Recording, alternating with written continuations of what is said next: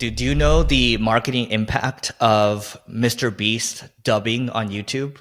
No. So you know what he does? He makes these videos now. He was talking on a podcast, and basically he'll make a video and he will have dubbed voices in like superhero names or something like that, right? Like it's a voice that you really know.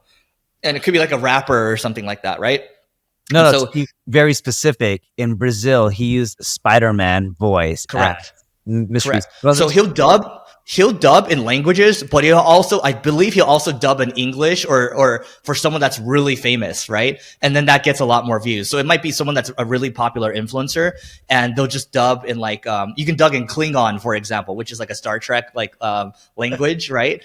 And so he will dub in all these languages, and that will add millions and millions of additional views. And most people don't know that that's happening. So how's this practical for people like you and me? Well, that just means to dub in different languages, which is what MrBeast was doing. To your point, he did it in Japanese with the Naruto character's voice. So those of you that grew up watching Naruto, I certainly did, the anime. You know that voice, and you know the Spider-Man voice in Portuguese. So dubbing at the end of the day is just going to get bigger, and it's going to get you more reach. And so it's something to think about, because I do believe YouTube's it's the biggest social opportunity for the next decade. One thing that we've been doing that's kind of a little bit different. So you already know I create a ton of content in English. Instead of me creating it in France or German or Portuguese, we take the content that does well, and we have our local team and different people on the team transcribe and translate that content and post it as their own, because it was me, the company, who posted it in English. And it's starting to build up the corporate brand more than just people's personal brand, and that's done wonders for us. Dude, you know what you should do? Remember, so Neil had this commercial before where everyone looked like Neil, and everyone had like a bald head, right? And everyone was wearing a white t-shirt. And so imagine if you had everyone do that for your commercials in different languages. So your Asia division, your Portuguese division, your German division, because that can continue on the original commercial. You know what's funny? That commercial did not do that well for us in the long run. Well, I don't think you guys put a lot of money towards it. I feel like you guys didn't like go hard on it. Crap load of money. Dude, we were advertising on CNBC. How much you spend? I don't know the exact amount in the long run, but it wasn't over $1 million? No, maybe like 300,000-400,000. Yeah, so I think you spent, that's a good chunk of money. I don't think you spent like millions of dollars. No, but we did it on specific channels for our ideal customer. It was actually hard for us to spend a ton more money. Like the volume, sometimes we were getting our ads on each network played like 6 times a day during stock hours where a lot of our ideal executives were watching. You get a lot of texts? Tons of texts, tons of emails, a lot of brand recognition. But what's done better for us is like when Ad Age or Ad Week covers us, we tend to get more RFPs from that than anything. So like when you guys write an article there? We don't really write articles when they just cover us. Oh, like, got it. So like some award that you win. Yeah, like for example, Garden Campaign. We also closed Louis Vuitton in Asia, right? Yeah. So it was like went hand in hand. That's actually a good point that we've never talked about. It's like, are agency awards actually valuable or not? So I wouldn't say the agency award, like we do them. It costs money to do them, by the way. So a lot of them run them. And I'm not saying they're valuable or not valuable. What I found to be the most valuable to actually generate revenue is Forrester. You get in Forrester, they talk about you, you generate more revenue from that than anything else. From RFP standpoint, that's what we and other people have seen on our team. We haven't been in a Forrester wave report yet because they haven't run one since we've been working with Forrester, but we've been paying Forrester for a while now, and they include us in some write-ups and reports, and no joke, it does help with RFPs. And you're not talking about like someone saying, hey, we have $500,000 to spend. You're talking about some of these people are like, we have $7 million a year to spend. You keep a customer for 4 years, that's $28 million. That adds up. Like, that's what really moves the needle. Yeah. And what Neil's talking about here, like I know, so, for larger agencies, the game does become largely RFPs. And so those of you that are smaller right now, it's like, oh, should we do RFPs? You probably aren't able to even fulfill on those RFPs right now. So I wanted to give you the food for thought as well. And one other important thing that people don't realize with these RFPs, so RFP stands for request for proposal. If you're a big corporation, typically you have rules. You can't just hire an agency. You have to go and reach out to 5 agencies, 6 agencies, and run a process and give multiple people a shot. So they can look at capabilities, case studies, pricing. They look at everything. Depending on the country you're in, some people have minority mandates. And if you're a minority-run business, it may increase your chance to get the business. Has that helped you? No, it has not. Yeah. We applied for the minority seal, like when we pitched Boeing and a few others, because they all say like, we're looking to spend X dollars with minorities. And we've been doing the program now for, call it 2-ish years. And we renewed it. No joke, we haven't got one deal from it. And a lot of the RFPs we get, they say, hey, if you're a minority, please let us know, include the certificates and all this, and we do it. No joke, it hasn't really made a difference. How much does that cost you? It can't be much. I know it's more than 1,000 a year, but I know it's less than 10 grand a year. So it's not much. So we keep doing it. Yeah. But the big thing that people don't get with the RFPs is if you pitch 5 deals, you're not going to close all of them. And the cost to pitch some of these RFPs is just so expensive. You also have to add that into the equation because for some of these deals, no joke, for some of the RFPs and some of them we haven't won, we've spent probably like 70 to 100 and something $1,000 worth. Not including your time. No, that's including time. Oh, including time. Not my time, but people's time. Internal costs. Like we've had some RFPs where we've probably spent around like $150,000, and then you're like, oh crap, we didn't win the deal. That sucks.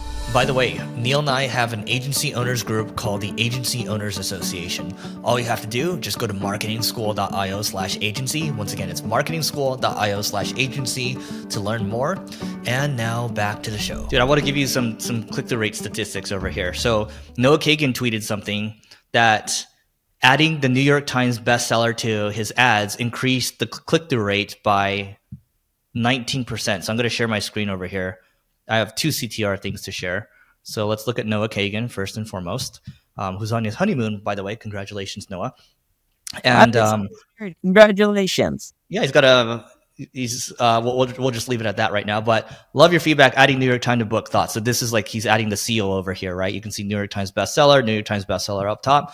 Adding New York Times to the cover of $1 Million Weekend, which is his new book that came out, which I think he did really well with promotion on it, increased click-through rate by 19%. And it's a great book too. So go get it if you want to build a $1 million business.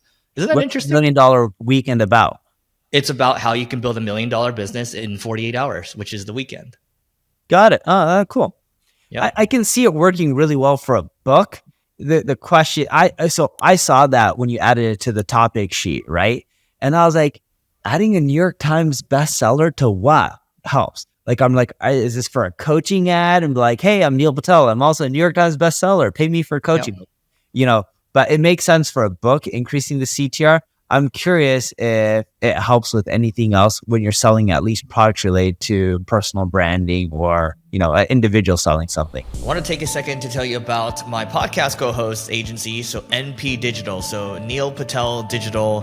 What they do is they do a whole host of marketing services, and they are global. They're worldwide. They have SMB services as well. They have mid-market to enterprise services as well. They cover the entire gamut. So you can just go to mpdigital.com to learn more about it.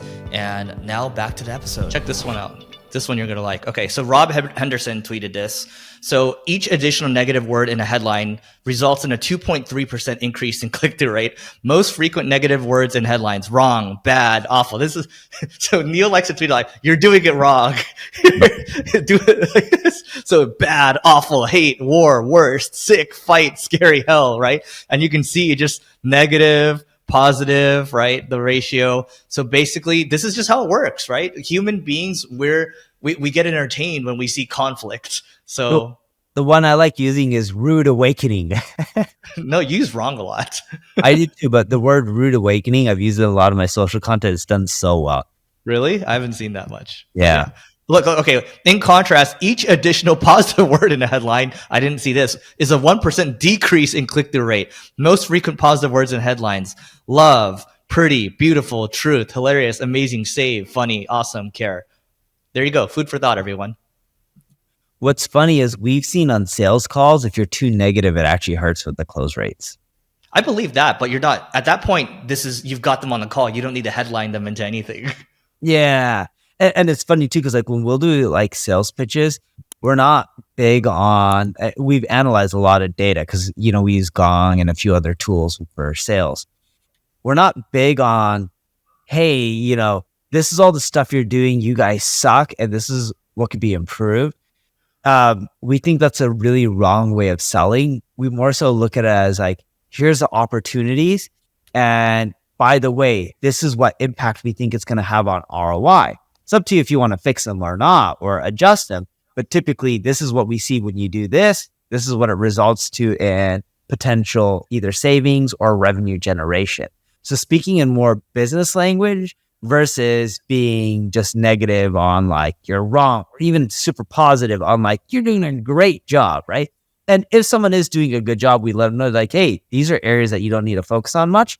And these are the areas that are opportunities. But we found that to really help with closing rates. And I know that wasn't the purpose of the tweet, but still, speaking of closing rate. So what's interesting is I believe you're still involved with pitches sometimes, correct?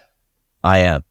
Okay. And so when I spoke to Gary V on Friday, he's still involved with pitches, right? I'm still involved with pitches. And so I just continue to believe that we're trending towards a direction where founders, again, I've said it before, you have to stay involved. The cool thing that you saw on Twitter a couple of years ago where it's like, go hire an operator, go hire a CEO, get out of their way, right? And they're going to grow their business for you. Wishful thinking.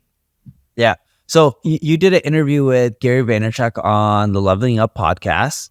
It ended up coming out, my guess is what, a week or two? Yep. What were the main, like, if you had to give, we have 4 or 5 minutes left in this episode. What are some of the main learnings that you ended up getting out or getting from them? Yeah, we'll share a snippet of the podcast on this episode too.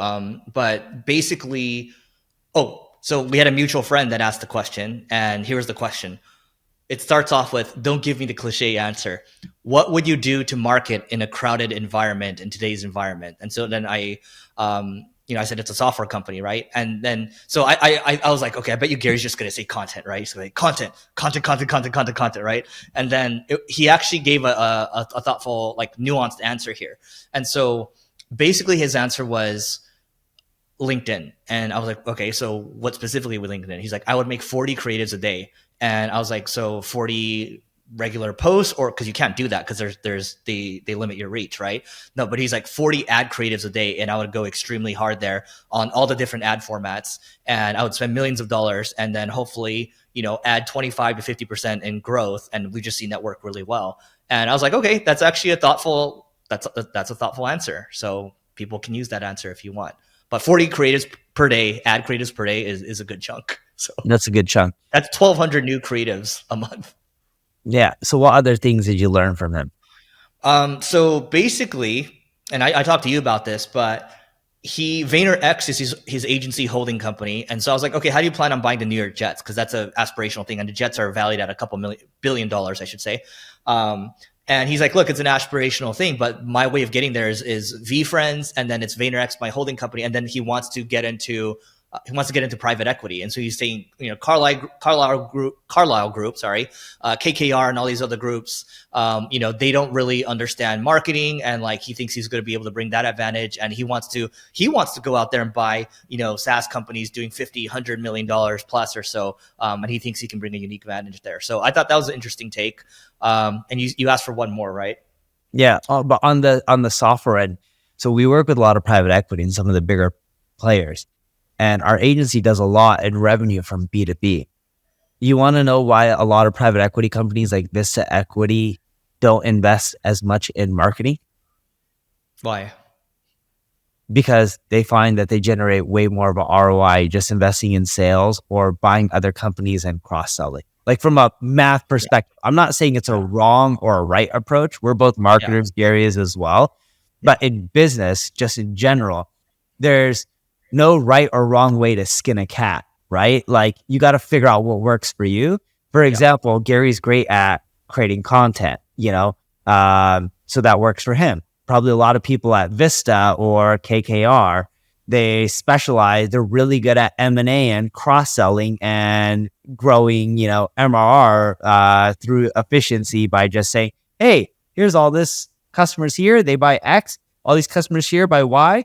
They're the same customers that buy each other. We should just cross-sell everything, right? And that model has worked for them for years, and that playbook has produced amazing returns. Like, I can't name the private equity firm, but one of them sold to one of their portfolio comes to a Fortune 100 company, a technically Fortune 50 company.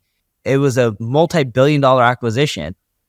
And less than a 6-year period, the private equity company made almost 6x, not 6x fully, but close to it. That's amazing return, right? Forget marketing or sales or anything. Who wouldn't want roughly a 6x return in 6 years? You're pretty much almost doubling your money. Each year you've made what you bought. Like, that's amazing returns. The thing, I mean, the big takeaway, just to reiterate again, is there's no right or wrong way. It's really is just what works for you, because we all have different experiences growing up. The final thing I'll say is this, and I've told you this already, but Gary actually has a chief, I'll call him, I think his title is like VP of relationships. I should call it that.